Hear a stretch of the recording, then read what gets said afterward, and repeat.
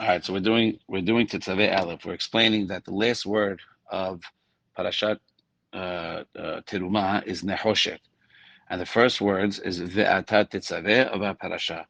We connect last week's parasha with this week's parasha. This week's parasha, Moshe Rabbeinu's name is not mentioned at all, right? And we say that it's explained by the last word of the Rashi Tevot of the last word, which is of last week's parasha, which is Nehoshet, which means what? Why is Moshe's name not entered? Because of the Egel. Why? Because he says if you're gonna, if you're gonna get rid of Bnei Say, you got to get rid of me. So he picked Parashat Tetzaveh. Now, now? There's three hints that Hashem sends to Moshe, telling him that he's not going to enter the land. What are they? Ner, Chodesh, Shekalim, Tireh. That means that there's three things that Moshe Rabbeinu did not understand. What does that mean? He didn't understand. It means, look, Ner, right, is menorah. Chodesh is Parashat HaChodesh, which is the first mitzvah that we got. And Shekalim is Mahasit HaShekel. Tireh is you will see. To tell you what, that these three things were hard for Moshe Rabbeinu to understand, right? Like that she wrote, and that Am wrote, and the Maharsha also write, and it's very famous. Now, this week's Parashat Moshe's name is not entered to explain to you the three things that were hard for Moshe to understand. Not because he didn't understand them, but because he dealt with a whole lot more complicated things and he had no problem understanding. Rather, he didn't understand because they were given to him as a remez to the fact that he's not going to enter Eretz Israel, right? And why this hint that was given to him three times was against the three things that he said that caused him not to be able to enter the land, which is what the first one is when Moshe complains to Hashem and says Shelach na biyat tishlach, send to whoever you want to send. The second one is just Lama hareota, why are you making it such a big, why are you making it so hard for Bnei Israel? Third one is because he wanted to accept he accepted the Erev Rav. Hashem told him, don't do it. And Moshe says, no, why? It's beautiful. It's a Kiddush Hashem. And Hashem said, don't do it. And Moshe still did it. And what happened was because of the Egel because of the Erev Rav came the Egel, which came death, which came the Yetzer Hara coming back into its place. Because we lost the Yetzer Hara. And then when we did the Egel, it came back. When we heard I said the Birot, we lost the Yetzer Hara. And when the Egel came back, it came right back to where it was. And what happened by Mei Meribah, we said, is a different story altogether. It's because that's where Hashem swore that he's not going. Lachen lo taviu, right? And therefore, lachen in the Midrash and Devarim explains means shivua. So as a result of what happened before, right? He made the takana. Lo haya lo takana. Now he didn't have any chance to pray and to get out of it. But before he did have a chance. But now what happened by Mei Meribah, that was like, the Makev Batish, and he was out. But it was all based on what happened earlier, the three things that happened. The three things that he said, which we explain now, correspond to the three things he had trouble understanding, which was the Levana, where it said Chodesh, the Ner is Menorah, Shekalim is Mahazit HaShekel. The Levana, we know, goes in and goes out, right? Which is very similar to Bnei Israel, which are called a deer, Svi. We know Eretz Israel is also called Eretz HaSivi. Why is it called Eretz HaSivi? Because it expands as the people move in. As more people live in Israel, the more it expands. When people leave, it contracts. And that's exactly, if you look at the skin of a deer, if you skin it and you take it off, it's going very small. It looks like a shrunken sweater, that you put in the wash, like a wool sweater you put in the wash. But when you expand it, when you put it on, it expands. So he explains, Zera Shimshon is explaining that the moon starts out very small, and where does it peak? At the 15th of the month. Then from the 15th of the month, it goes all the way down, back to zero. So the first 15 days of the month correspond to the 15 generations of Abraham climaxing at Shlomo. You have Abraham, Yitzhak, Yaakov, right, all the way to Shlomo HaMelech, which built the Beit HaMikdash. And by then, it's symbolic because they have the whole moon, right? And that's what's called in Zohar, Sihara de Ashlamuta, right? It's called a full moon. Now, the last 15 days of the cycle is Pagum. It goes downward, right? So what does that 15 represent? The 15 generations from Rehavam until Sidkiyahu. That Nebuchadnezzar, okay, Yamach Shemo, blinded Sidkiyahu's eyes, and that's the exact same thing. Rehavam and Yerovam. That was when the split came between Yehuda and Yehuda and Israel, right? The 10 tribes and the 2 tribes. All the 15 generations later was Sidkiah when Nebuchadnezzar, blinded him. Right? That's exactly the opposite. That's the last 15 days of the cycle where you're getting smaller and smaller. Like it says in the Midrash in Divrei Hayamim, If you're going to be zocher, right, you're going to be counted as a full moon. Lemiluah shelevana, like as it says, and it brings the pasuk in, hachodesh hazeh lachem.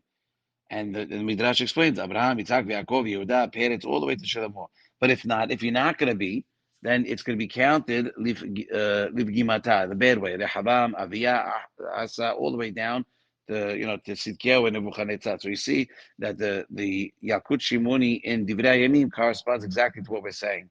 That Bnei Sela corresponds to the moon, and if you have two choices, if you follow the Torah and you do good, then you can be counted as a full moon, right? Like the first 15 generations, and if not, you can be counted, God forbid, as the second 15 generations, which was from Rehavam all the way to Sidkiyahu, right? And that was that's what it's trying to say. Now, if Moshe brought us into Eretz Israel, we would be there forever. We would be established. Like the Megale Amakot right. The Megale Amakot right, that there would be no issue. And if there's no issue, there's no need for Mahazid. There's no need for a moon because there's nothing to be Mehadesh because we're just going to stay on top. And he had a problem with it. You didn't understand. And therefore Hashem is hinting to him that it's not true, that you're not going to bring them in, which means they're not going to build the Beit HaMikdash right away, which means that the Beit HaMikdash is going to be destroyed, and there's going to be this concept of Hodesh, where you do good and you do bad, right? And you get to choose. That's the first thing. The second thing I said was the menorah. The menorah is amazing. Well, if you look at the pasuk of the menorah, it says Te'aseh with a yud. It's spelled Taf Yud Ayin Sin Hey. Normally, it's spelled Taf Ayin Sin Hey without a yud after the Taf. And the Ibn Ezra and Menuchat Shai both say that this is the only place in the Torah that spells Te'aseh with a Yud. And the Midrash, the Dad Zekinim bring the Tosfot, and the Rosh also bring this on this Te'aseh with a Yud, that it's a remez, it's a hint to the 10 menorot that Shlomo HaMelech made in the Beit HaMikdash. There was not only one menorah, there was 10 menorot. And the Siftei Kohen says, why? Why did Shlomo make 10 menorot? And on the Mishkan, we only made one. To explain that during Shlomo, all the 70 nations were subjugated to Shlomo. Shlomo was the king over all the Elyonim and Shemaim and the Tachtonim. That's the Gemara Megillah, Yud Aleph Amud Bet. And therefore he made 10 menorot, one ner for every of the 70 uh, uh, nations, in order to weaken the power to show that he's on top of them. But in the Midbar, they didn't have to do 70 nations. He only do 7, right? It says the Shema Amamim Shayu Be'eretz Yisrael.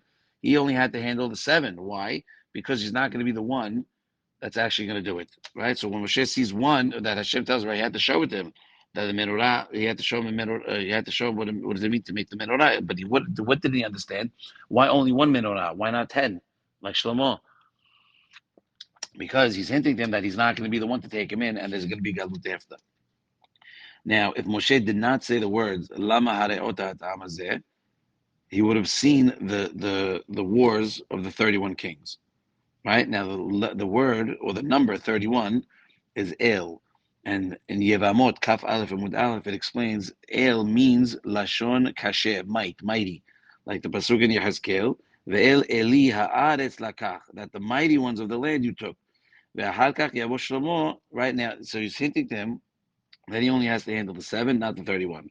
And if Moshe didn't say Lam Ha'areota, he would have seen the war of the 31 kings, right? And he would have immediately been able to weaken the 70 umot, and he would in the midbar he would have made the temerot, because if he didn't say lama arota, then he would have been the one to go inside, right? And all this would have been the tikkun at one time for a very special one person, Zera Shimshon says, which was Moshe Rabbeinu.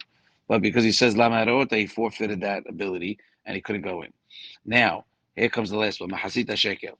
Mahasita Shekel. He says what? He says that why Mahasita Shekel? Why not a whole shekel? Because when Moshe had a problem, right? When Moshe heard that Hashem tells him Mahasita Shekel, mashma is it means that the world is not complete. And if the world is not complete, that means Hashem's name is not complete. And how could that be? But I thought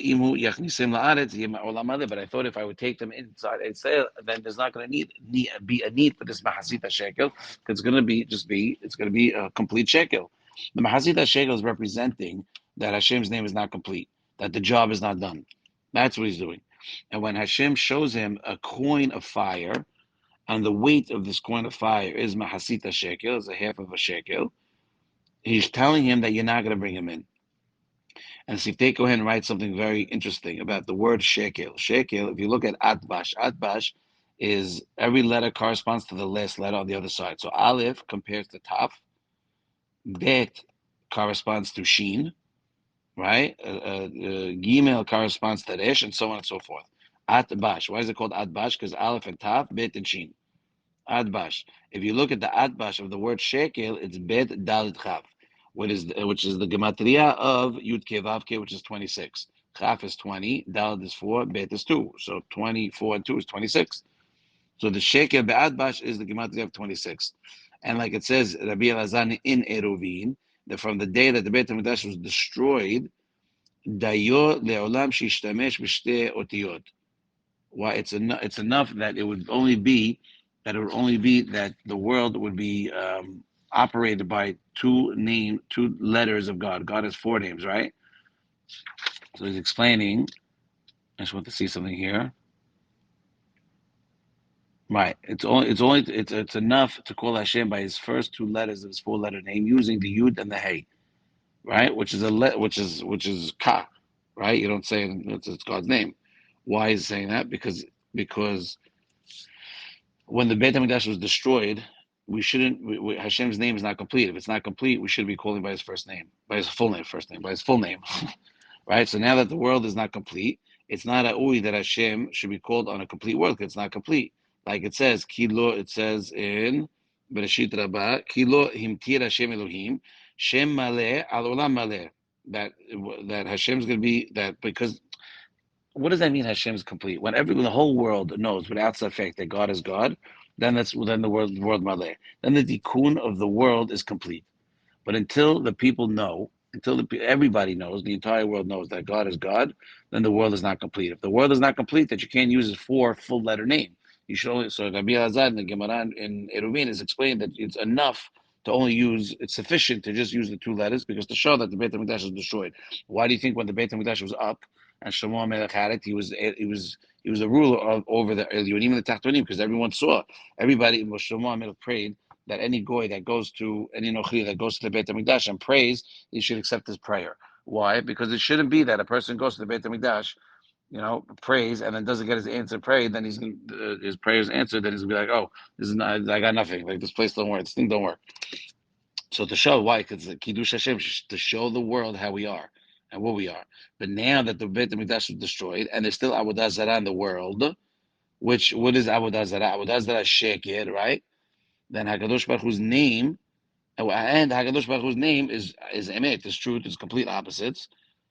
So therefore, that's why we don't say his name. So now, right now, we don't say his name the way it's spelled out. If you ever notice, if you ever look at the nekudot of Yud Kevavke, you're not saying his name. You're saying it the kinui, right? It's like a nickname, so to speak, or a second name.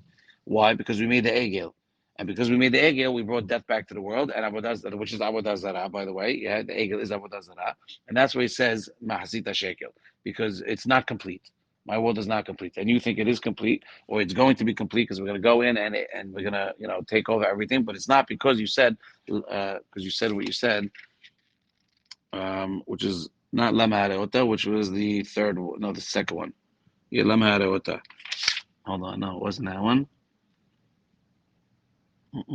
Oh, no, I'm sorry. This is the third one, and this third one is Keneged is the Erev Rav. The third one's connected to Erev Rav. Remember, we said the first one's because you said Shilach Na Beyat Tishtach, send whoever you want to send. The third one is Lama Hareota. Why did you? Why are you being so bad to this nation? And the third one is that he accepted the Erev Rav after Hashem said not to. So the first one we said was Chodesh. The second one we said was the Menorah, and now the third one is the Erev Rav, which is Mahazit HaShekel. Why? Because the Erev Rav came and did the Egel, which brought Avodah Zarah to Bnei Israel, right? And the Gemara in Avodah Zarah says now that Bnei Israel did the Egel, they made them realize that they were fine. The Nihalu lehu be'Avodah Zarah, right? Now that they did the Egel, it's the galu adatayu, like it was their thought was revealed, their intentions were revealed that they really did want to do avodah zarah, and now like the cat's out of the bag. And the Erev Rav is the one that caused this, and now because the Erev Rav caused the egel, that caused Bnei Yisrael to sin, which caused the Yetzirah to return, which caused death come back into the world, and it's a whole domino effect. And all this was hinted to Moshe through Mahazit HaShekel because it's not a whole shekel. Right? And that's what Ner Chodesh Shekalim Tir'eh means. Kilomad, Why is Moshe's name not mentioned in this parasha? To teach us from these three things, Moshe knew that his neshama would be taken out, chutz la'aretz, which is crazy. Unbelievable. And now, that's when Aharon tells Moshe, Ata yadat et ha'am ki berahu. Why does it say bera? Right? It says, Ata, you know that this nation is bera, in bed. Why is it bera? It should say rahu, ra, bed. Right? And also, what makes you think that this nation is bad? They spoke to HaKadosh Baruch Hu just a couple of days ago. Right? ואתמול השמיעם הקדוש ברוך הוא את קולו. They heard HaKadosh Baruch Hu's voice. וזכו לראות פנים בפנים. And they were זוכה to see Hashem's face, פנים בפנים. So what are you talking about? How are you going to tell me that these people are bad? And by the way, it helps you understand when it says, oh, if Hashem just told me what to do, I just do it. It's not true. Because Hashem told Bnei Yisrael what to do, and it didn't work. So you know that it's not so simple like you think, oh, if Hashem just told me, it would be enough. It's not enough. The only thing that works is learning Torah. Hashem says, I created the Yetzirah, I created the Tavlin, which is the Torah. There's nothing else to discuss. Every other way you want to do it, it's just not going to work. You see it from here. You see it. Bnei Yisrael went to Har Sinai, saw Hashem, and a couple of days later, 40 days later, they made the egel. It's crazy. So it's not enough. Right. So, but how could Aharon come and say that that they're bad? And why did it say bera? Why didn't you say that? So the Zohar Hakadosh, right, comes and says the Yedei Moshe brings the Zohar in Kitisa and says that the man that used to come down, the Erev Rav would not be able to get only for B'nai Yisrael. The Erev Rav, how did they eat? They ate the leftovers. Whatever man was left over, they used to eat it, and they were very jealous of B'nai Yisrael that they were able to get this. So they wanted them to sin with the egel. They had animosity towards Bnei Yisrael. And that's why Aharon is saying, Atayadata, you knew this nation. What nation? We talk about the Erev Rav. It's not talking about Bnei Yisrael. Ki berahu. What is bera? What's it hinting to? If you change around the letters, it spells Erev. It spells Erev, like Erev Rav. It also spells Ra'av, hunger. Why? Because they're hungry for the man. And the Siftei Kohen writes in Beshalach that the Erev Rav, even when they ate the man, it wasn't even good. The Erev Rav that they ate it, right? It was coarse. It wasn't easy for them. They had to grind it. They had to cook it. They had to do all these different things. And that's what the good Aryeh comes to bring. That's the we said it's what it's the sod behind the word Shatu Am v'laktu, which means the people would stroll and gather. It's talking about the Erev Rav that the Erev Rav would hunger for the man. They craved the man that Bnei Yisrael were able to eat and are able to eat good, and they had to go and do all these different things.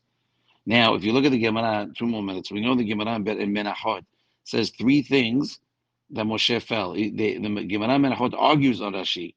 Rashi said shekel, right? But over here in the Gemara it says sheratzim, right? Creepy crawlers, right? What's the difference? The difference is one is shekel, one is sheratzim. But according to Zera Shimshon is explaining, even according to Derash, it fits. Even if you want to say sheratzim, it fits. Why? And the sheratzim is also neged erev rav that Moshe accepted, that did the egel and returned the Yetzirah to its original place. Why? Because after we accepted the Torah, we know we had freedom for the Yetzirah, for the Malach HaMavet and the Yetzirah, and from subjugation from other nations. And the Siftei Kohen writes, that V'zeh lachem hatameh, right? V'zeh lachem hatameh means this is the contaminated for you. That's what it means. V'zeh lachem hatameh. This is the contaminated for you. The Siftei Kohen says what? That is the Satan, right? And he also says that there's Shmona Sheratzim, these 8, I don't know, whatever creepy crawls I call them, I don't know what you want to call them, are corresponding to the 8 powers, so to speak, of the Yetzirah. Okay, the Shehashmona Sheratzim Hem Shmona Kohotav, 8 powers that he has, and that's the sword of what it says in Gemara Berachot, Malach HaMavet Bishmona. The Gemara Berachot says the power of Malach HaMavet is 8. What corresponds to the 8 things that it has? And the Midrash says Zota Haya. This is the animal. This is the Haya. You have Beheman, you have Haya. That all these 4 animals are keneged the 4 galiyot, right? You have the Gamal, which is Bavel. You have the deer is Madai, you have the rabbit is Greece, and you have the pig is Edom. Right? And that's what it makes sense to say that Shetevot is Nehoshet, Ner Hodesh, Sheratzim, Tire Vatat Tetzaveh. To show you that it still works, that the Sheratzim is connected to Erev Rav. Why? Because the Sheratzim represent the 8 powers of the Avodah Zarah, of the Yetzirah, the Satan, and there's 8 types of Sheratzim, and it all happened because he brought in the Erev Rav, and that's why we can't question God. If he says don't bring a foreign nation, don't bring him. Baruch Adonai Olam, amen, amen.